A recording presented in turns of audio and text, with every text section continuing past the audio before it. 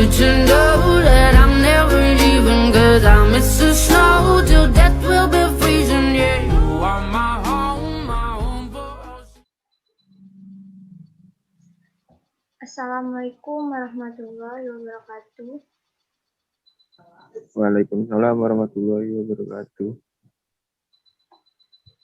Perkenalkan, kami dari kelompok 6 Bimbingan dan Konseling kelas Palembang yang beranggotakan dengan saya sendiri, Dita Amanda Putri, dan kedua teman saya, Sonia Angelina Bahama Putri, dan juga Muhammad Bantun. Pada mata kuliah Bimbingan dan Konseling Anak Usia Dini dan Sekolah Dasar. Baiklah, di sini kami akan mempresentasikan mengenai rencana pelaksanaan layanan bimbingan klasikal semester genap tahun ajaran 2020-2021. Yang pertama akan dibacakan oleh saya sendiri. Komponen layanan, layanan dasar, bidang layanan, layanan karir. Topik atau tema layanan, mengenal bakat, minat, dan hobi.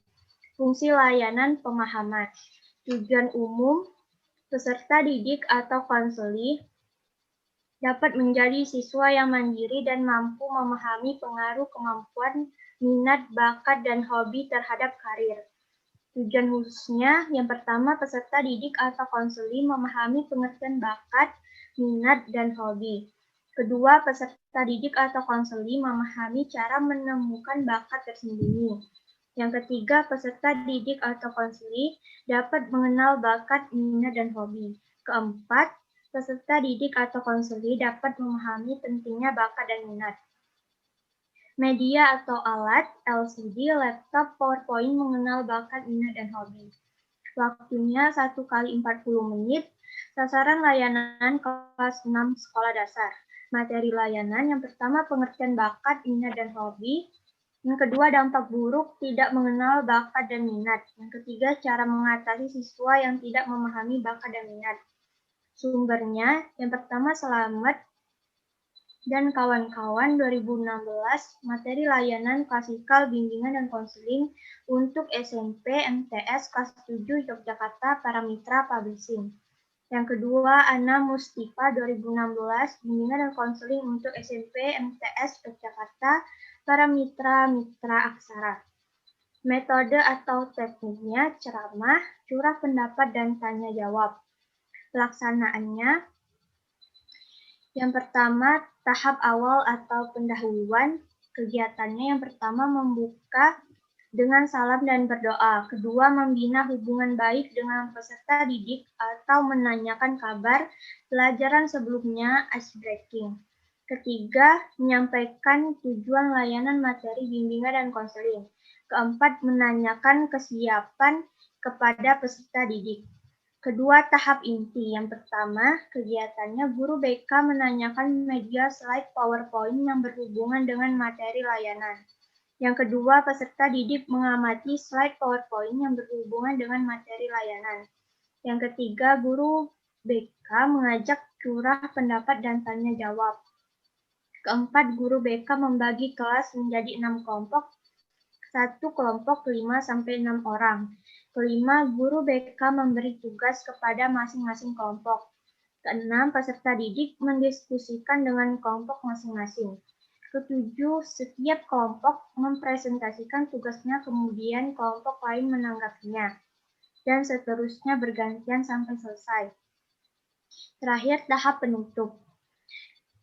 Kegiatannya yang pertama, guru BK mengajak peserta didik membuat kesimpulan yang terkait dengan materi layanan. Kedua, guru BK mengajak peserta didik untuk agar dapat menghadirkan Tuhan dalam hidupnya. Ketiga, guru BK menyampaikan materi layanan yang akan datang. Keempat, guru BK mengakhiri kegiatan dengan berdoa dan salam. Materi selanjutnya akan dibacakan oleh Saudari Sonia.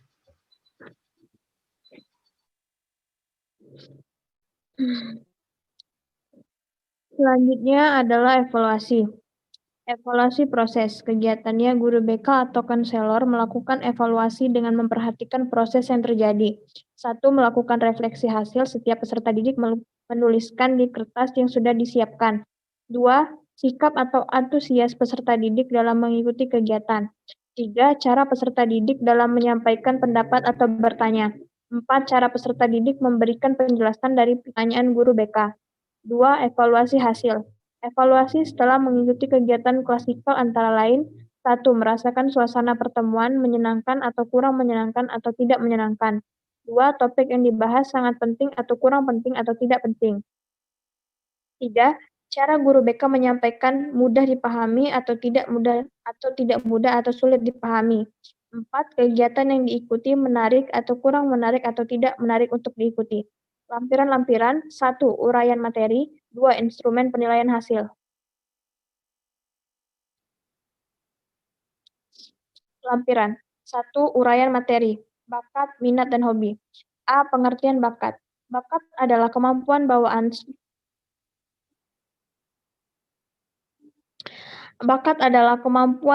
sejak lahir yang merupakan potensi atau kemampuan terpendam diri kita yang masih memerlukan perkembangan melalui pendidikan, pembelajaran atau pelatihan hingga menjadi suatu kecakapan, pengetahuan, dan keterampilan khusus. Misalnya kemampuan berbahasa, bermain musik, melukis, dan lain-lain. Kita merasa begitu mudah, lancar saat belajar, berlatih, beraktivitas di suatu bidang, dan merasa menikmati saat melakukannya, maka bisa disimpulkan berarti di bidang itulah bakat kita berada. 4.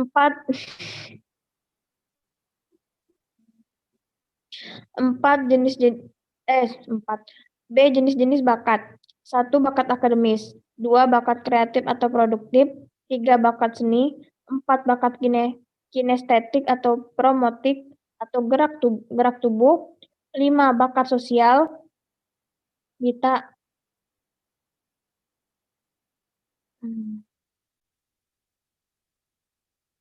itu sayang kok Dita.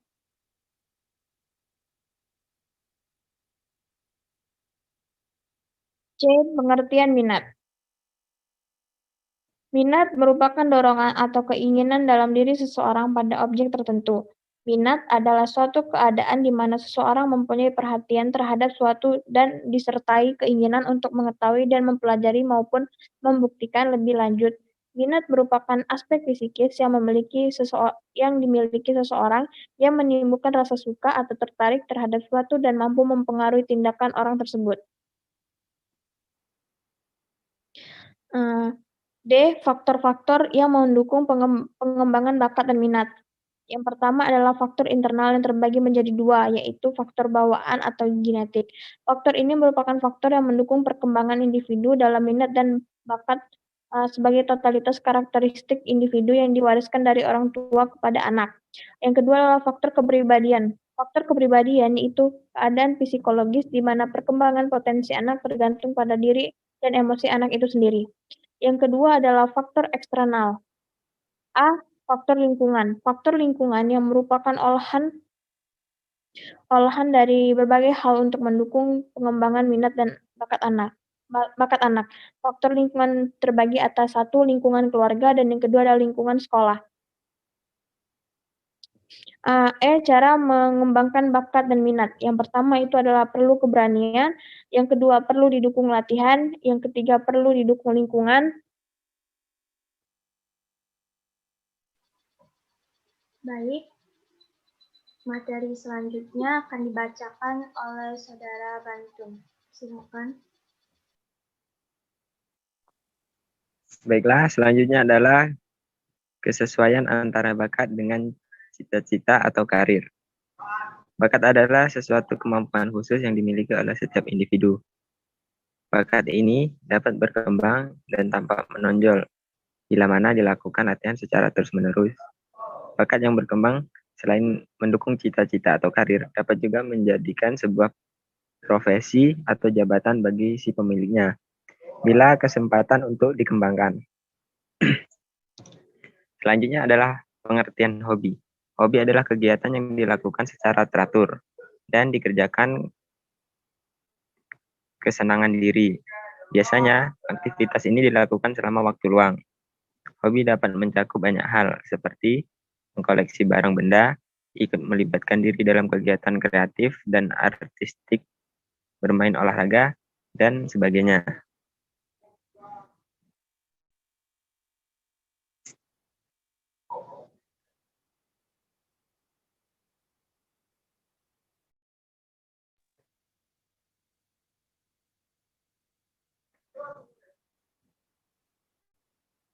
Selanjutnya adalah lampiran yang kedua, instrumen penelitian hasil.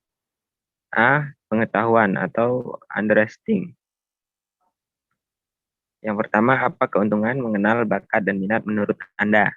Yang kedua, apakah memahami bakat dan minat itu menguntungkan bagi kehidupan Anda?